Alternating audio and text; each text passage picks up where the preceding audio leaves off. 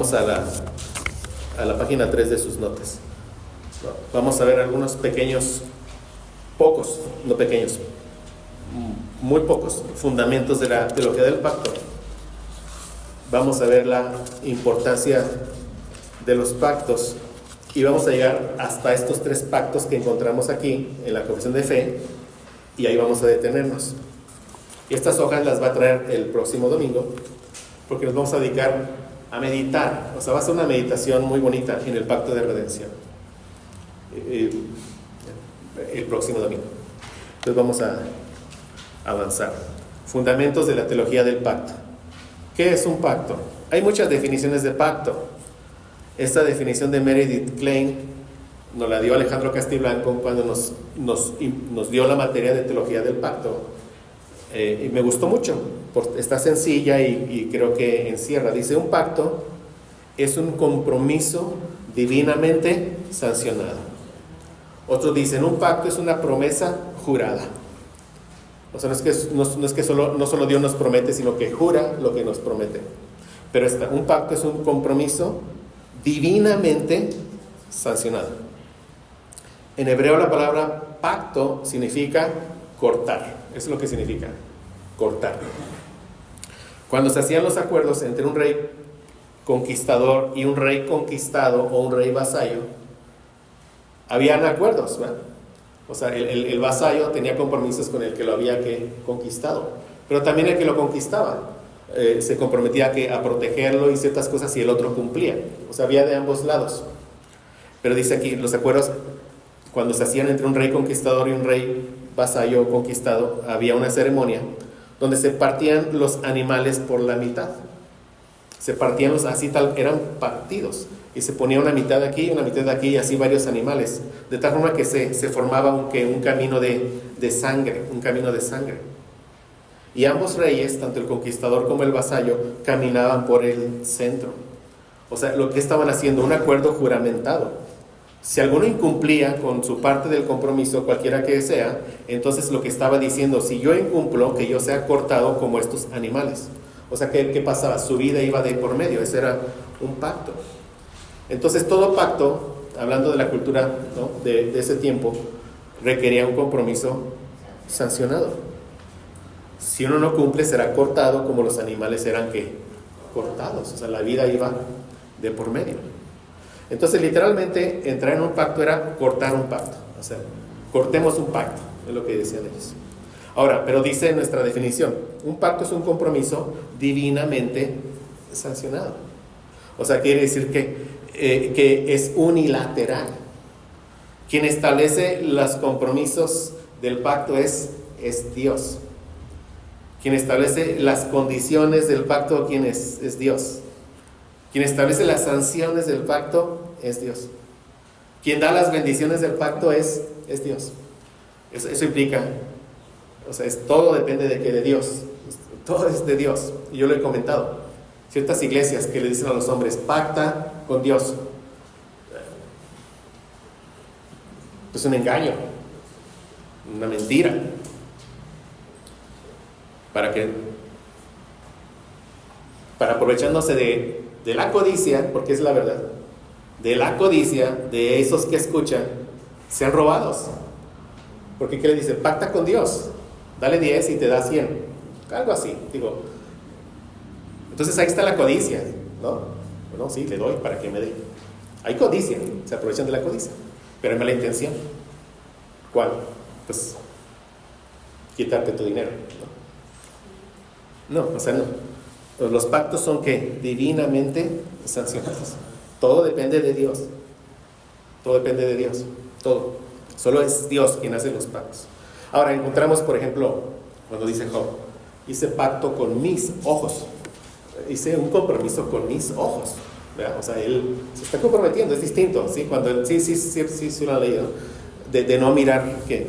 Mujer ajena. O sea, se está él comprometiendo, ¿no? Es distinto.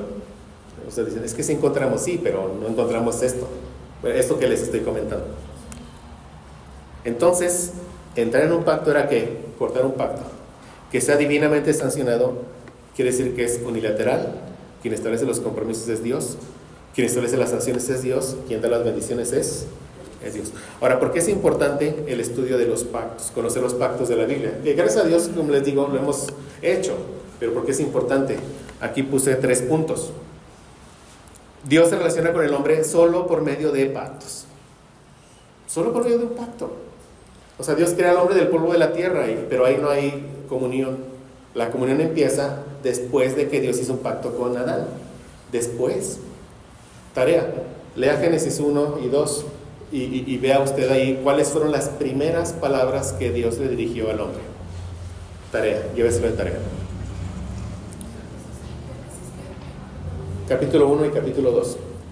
¿Cuáles son las primeras palabras que Dios dirigió al hombre que creó? Entonces, Dios se relaciona con el hombre solo por medio de pactos. Todo está bajo los pactos de Dios. No hay manera de pensar en nuestra vida cristiana sin pensar en los pactos. Es una doctrina que es fundamental. O sea, quien no entiende esto, hermanos, no interpreta bien la Escritura. Se pierde de mucha belleza de la Escritura. Se pierde de conocer la gloria de Dios en la Escritura. Créanmelo. Mucho. Mucho. Todos los seres humanos están bajo una relación de pacto con Dios. Lo entiendan, no lo entiendan, lo crean, no lo crean. Todos los seres humanos, como lo hemos ya dicho. Hoy en día, o están bajo la maldición del pacto de obras. ¿Cuál es la maldición? Nacieron muertos en pecados. Sin ninguna esperanza, sin Dios en el mundo. O están bajo esa cabeza federal, bajo la maldición de ese pacto, o están bajo las bendiciones de otra cabeza federal que es nuestro Señor Jesucristo. Todos los seres humanos. Pero a lo largo de la historia, todos los seres humanos han estado bajo una cabeza. Hoy en día bajo 2 cabezas. Todos los seres humanos. Entonces, por eso es importante. 2. Cuando Dios hace un pacto, conocemos a Dios. Conocemos a Dios por medio de los pactos. Porque Él se compromete, Él hace, Él se encarga de todo. Por eso dice Jeremías 31:3 en la versión de las Américas. Desde lejos el Señor se le apareció diciendo: con amor eterno te he amado, por eso te he atraído con misericordia. Vemos el amor y la misericordia de Dios para con nosotros por medio de ¿qué? Del pacto en el que estamos. Esta frase me gusta mucho. Por medio de los pactos vemos la administración soberana del amor y la misericordia de Dios para con su pueblo. ¿Sí? O sea, por medio del pacto estamos viendo cómo Dios fue administrando el dar su soberana gracia, su soberano amor a su pueblo escogido. Lo estamos viendo por medio de los pactos. Así Él administra su gracia soberana que llegó a nosotros. ¿Verdad? Y cuando tenemos los pactos, conocemos su carácter. En el cumplimiento de cada pacto, Dios cumplió todos los pactos, su parte, siempre la ha cumplido. Entonces, ¿qué conocemos ahí? Su fidelidad de Dios, Dios es fiel. Su soberanía, es todopoderoso para cumplirlo, cualquier cosa que Él se compromete. Su gracia, por todo lo que nos otorga, etc. Entonces, hemos conocido, Dios es incomprensible. ¿Qué quiere decir eso? Nadie puede conocer a Dios por completo y nadie lo va a conocer jamás, hablando de seres humanos. Oye, pero ahí en la gloria, no. Solo Dios es infinito. El conocimiento de Dios es infinito. ¿Nosotros qué somos? Finitos, criaturas. Oye, pero tengo una eternidad, pues gracias a Dios. Porque siempre conoceremos al Señor, pero nunca terminaremos de conocerlo. Es infinito, Él. Eso significa que es incomprensible. Pero es conocible en lo que Él se revela. Y Dios tiene ese deseo de que el hombre lo conozca. Es Dios. Es Dios el que se le revela al hombre. El hombre no sale con imaginaciones, es Dios. ¿Por qué? Porque Él tiene el deseo que le conozca. O sea, no hay posibilidad de conocer a Dios si Dios no se da a conocer a sí mismo. San Agustín decía, la verdad de Dios no se descubre, la verdad de Dios se revela. ¿Por quién? Por Dios. Él es el que decide qué parte de Él conocer nosotros. Si Dios no se diera a conocer, ningún ser humano lo podría conocer. Es así, ¿verdad?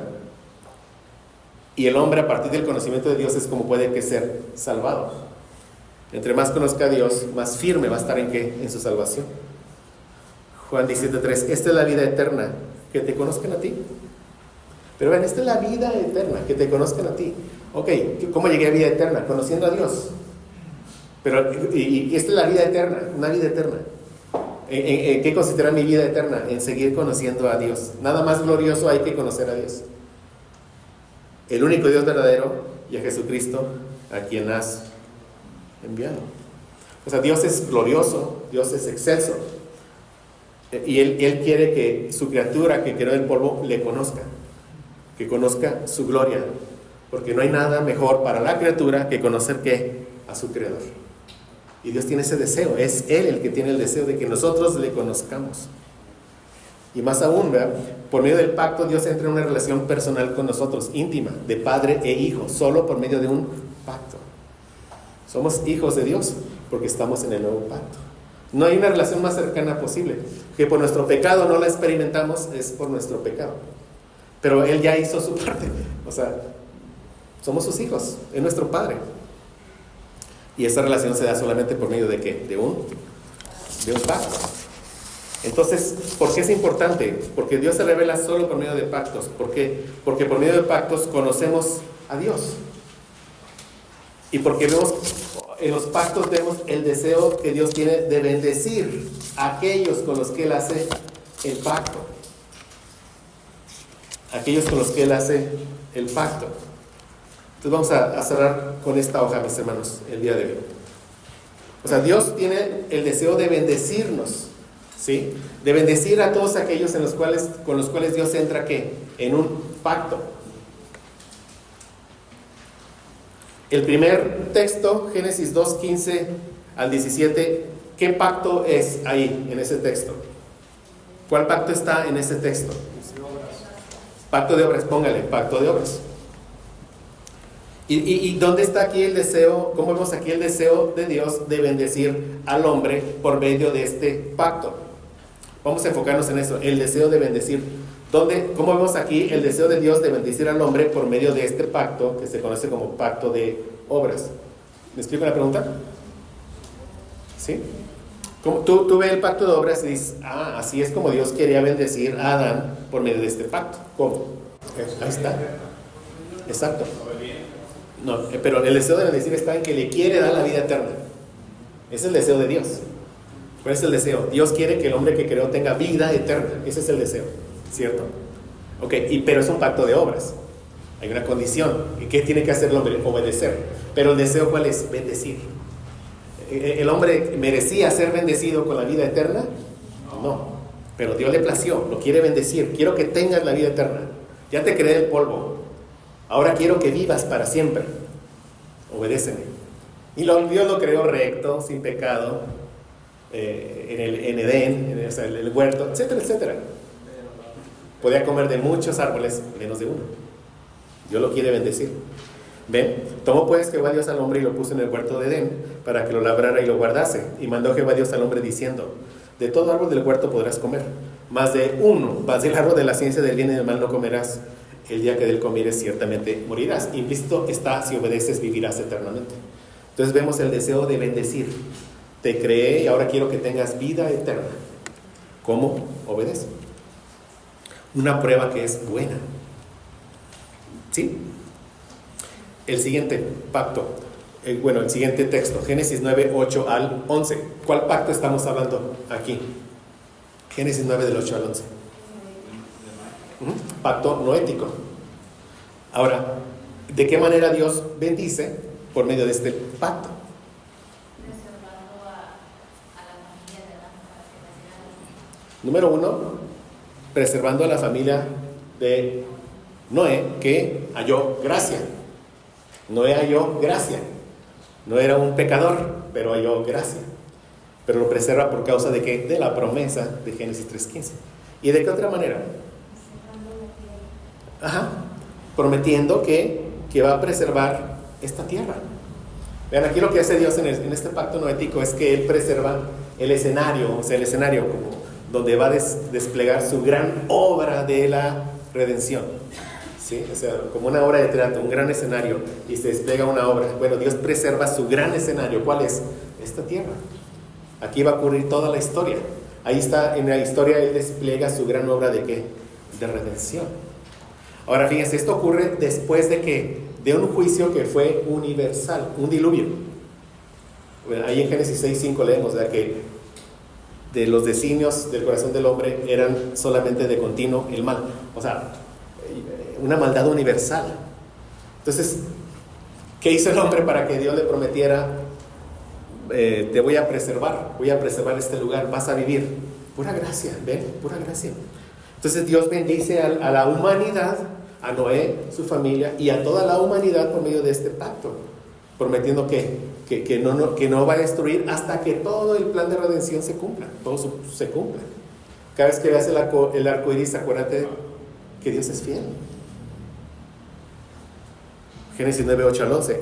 Habló Dios a Noé y a sus hijos con él diciendo: he aquí que yo establezco mi pacto con vosotros y con vuestros descendientes después de vosotros, y con todo ser viviente que está con vosotros, aves, animales, toda bestia de la tierra que está con vosotros, desde todos los que salieron del arca hasta todo animal de la tierra. También se le conoce como un pacto de la creación. Fue hecho un pacto que preservar toda la creación, el hombre incluido obviamente. Estableceré mi pacto con vosotros y no exterminaré ya más toda carne con aguas de diluvio, ni habrá más diluvio para destruir la tierra. Vemos, es su gracia. Él bendice a toda la creación y a la humanidad por medio de este pacto. Génesis 12, 1 al 3. ¿Qué pacto está aquí? Abraham, el pacto abrámico. ¿Y de qué manera vemos que Dios quiere bendecir a Abraham? Aquí dice, ¿verdad? Ahora, leemos en Josué, creo que es 24:2, no recuerdo bien, pero ¿qué vemos ahí? Que Abraham y su padre y su familia estaban adorando ¿qué? A otros dioses. Abraham era un pagano. Y Jehová fue en busca de ¿qué? De Abraham. Tuvo misericordia de Abraham, el padre de la fe. Es que no puede ser de otra manera. Abraham no decidió. Cuando Jehová le dijo a Abraham: vete de tu tierra y tu parentela, Abraham no dijo: voy a ver, ¿te hago caso o no te hago caso? Mi libre albedrío. No me explico, no es burla, para que entendamos. No, es que en el llamado Dios le dio la gracia para creer en Él. En el llamado le dio la gracia, como ocurrió con todos nosotros. El Evangelio nos es predicado, y en el Evangelio, con los que Él ha tenido misericordia, con los que tendrá misericordia, en el llamado está que la gracia para creer en Él. O sea, le dijo a Abraham, y Abraham iba a obedecer, porque Dios le dio la gracia ¿para qué? Para creer en Él. Pero Jehová había dicho a Abraham: vete de tu tierra y de tu parentela, y de la casa de tu padre, a la tierra que te mostraré. ¿A dónde? A la que yo te voy a mostrar. Tú sal. ¿A dónde voy? No sé, tú no sabes ahorita. Sal, solo sal. Yo te voy a decir después a dónde vas. Vaya que fue fe de Abraham. Entonces Dios le dio una gran fe a Abraham. ¿Y qué le dice? Ve, Abraham, o sea, ahí está Abraham, adorando a otros dioses. ¿Y qué le va a decir? Haré de ti una nación grande. Y de Abraham vienen ¿qué? Todos los judíos, naturales. Pero Abraham también es el padre de ¿qué? De todos nosotros, los judíos espirituales, el padre de la fe. O sea, lo bendijo. ¿Por qué? ¿Por qué lo bendijo? De pura gracia. Engrandeceré tu nombre y serás bendición. Bendeciré a los que te bendijeren, a los que te maldijeren maldeciré. Y esta es la gran promesa, le está diciendo a Abraham. Esa simiente prometida de Génesis 3:15, ese hijo de la mujer va a venir de ti, de ti va a salir, de tu descendencia va a salir. Serán benditas en ti todas las familias de la tierra. Abraham escucha todo esto. Pero estamos viendo que en los pactos Dios vemos su deseo de bendecir ¿qué? A todos aquellos con los cuales entra en el pacto. Abraham y toda su descendencia. Éxodo 19, 4, 6. ¿Cuál es este pacto? ¿Y cuál pacto estamos hablando aquí? El mosaico. No con Moisés. Mosaico. Este es distinto. Fue un pacto hecho con la nación de Israel. Vean, vosotros, empieza a hablar vosotros. ¿A quiénes? Todos aquellos que salieron de Egipto, 2 o 3 millones de personas. Dice: vosotros visteis lo que hice a los egipcios, y cómo os tomé sobre alas de águilas, y os he traído a mí. Ahora pues, si dieres oído a mi voz, y guardares mi pacto. Pero es un pacto que tiene esta condición, la obediencia. Que dice: vosotros seréis mi especial tesoro sobre todos los pueblos, porque mía es toda la tierra. Dios escogió al pueblo judío. ¿Por qué lo escogió a él? Porque todos los pueblos son de él. Y él quiso escoger a uno, que es ¿qué? El pueblo judío. Entonces, vean, siempre el Antiguo Testamento no cuestionamos, ¿verdad? Yo no sé, bueno, no creo que alguien cuestione todo el Antiguo Testamento. Sí, claramente, Dios escoge a todos. Dios escogió a Israel, Dios fue en busca de Abraham, Dios, o sea, a todos. Entonces es Dios escogiendo, Antiguo Testamento. Pero el Nuevo Testamento y empezamos a cuestionar todo en cuanto a la elección de Dios. ¿Se ha notado eso? Como si el hombre hubiera cambiado, como si la naturaleza del hombre cambió del antiguo al nuevo. No, sigue siendo la misma naturaleza.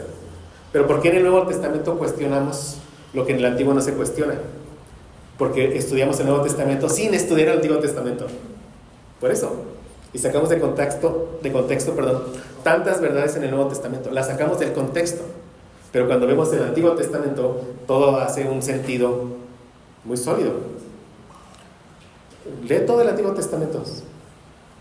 Y Dios es siempre la iniciativa, siempre buscando, siempre escogiendo. Vaya, Israel, ¿qué es Israel? ¿El pueblo qué? Escogido de Dios. ¿Qué es el nuevo Israel? ¿El pueblo con libre albedrío que decidió escoger a Dios? ¿O es el pueblo escogido de Dios? El verdadero pueblo de Dios. Amén. Escogido desde antes de la fundación del mundo. Bueno, entonces aquí vemos que otro pacto. Pero ve cómo lo quiere bendecir. Vosotros seréis mi especial tesoro. Y ahora esto se lo dice cuando en el desierto ya murmuraron vez tras vez, ya renegaron, ¿verdad? Ya se quejaron, ya Dios les dio el maná. O sea, ya Dios tuvo mucha misericordia de ellos y con todo les dice: quiero que seas mi especial tesoro. Entonces, quiere o no bendecir el Señor por medio de pactos. Amén, ¿verdad? Segundo de Samuel 7, 16 y 17. ¿Qué pacto está ahí, mis hermanos? El pacto davídico. O sea, David, pastor de ovejas. ¿Y qué le promete? Un reino eterno.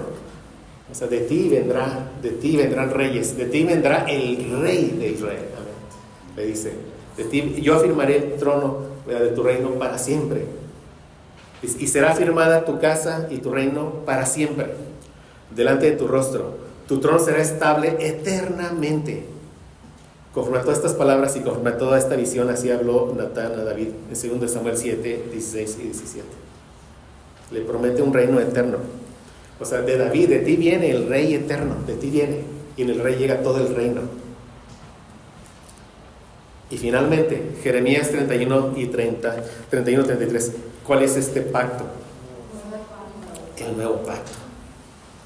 Entonces mira, Génesis 2:15, la promesa. ¿Vean? No, pacto de obras. Pacto de obras. Aquí no lo puse.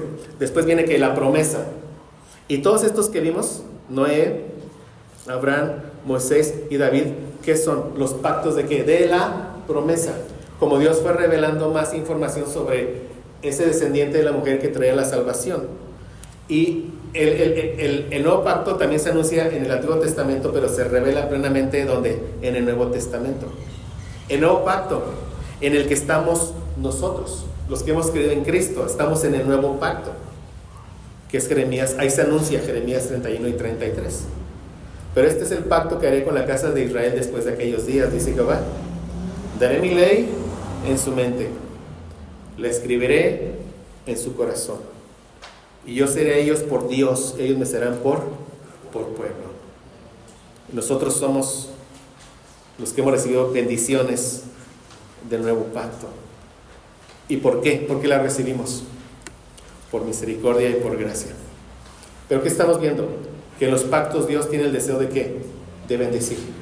Siempre, bendecir. Es el carácter de Dios. Un Dios santo, bueno, misericordioso, justo. Lo vemos que en los pactos. Amén. Gracias a Dios. Ahí cerremos. Entonces trae sus hojitas para el siguiente domingo, por favor. Padre, gracias Señor nuevamente por tu palabra. Gracias porque todo lo que recibimos es por gracia. Si podemos entender algo es por gracia, porque tú nos lo has así iluminado nuestra mente, porque previamente nos has dado la mente de Cristo, tu Espíritu Santo mora en nosotros, tenemos tu palabra completa. Gracias por todas las bendiciones que hemos recibido, más aún estando en el nuevo pacto, un nuevo corazón. Señor, tu ley escrita de nuevo en nosotros, Nos regresaste por don, por regalo, esa capacidad para amarte, Señor. Gracias porque en su momento nos regalaste el arrepentimiento y la fe. Gracias porque hoy nos perseveras. Estamos aquí, es porque tú has puesto en nosotros ese deseo de estar aquí. Tú pones tanto el querer como el hacer por tu buena voluntad, Señor. Gracias porque todas las buenas obras tú las preparaste desde la eternidad para que caminemos en ellas, Padre. Gracias porque todo es por gracia, y una gracia que llegó a nuestras vidas, una gracia que ya estaba destinada a nosotros desde la eternidad. Ayúdanos, Señor, a entender cada vez más y más estas verdades. Llena nuestra mente de Biblia, Señor. Quita de nuestra mente tantas ideas del hombre que se han infiltrado en las iglesias, que nos roban el darte a ti la gloria. Ayúdanos, Señor, a conocer cada vez más, con más claridad, tu eterno pacto de redención, en el que por misericordia, Señor, nos incluiste. Que cada vez demos a ti toda la gloria, y que se traduzca en obediencia, en santidad de nosotros, Señor. Ayúdanos, Padre. Y gracias por esta hora en la que has estado con nosotros. Te damos gracias en Cristo Jesús. Amén.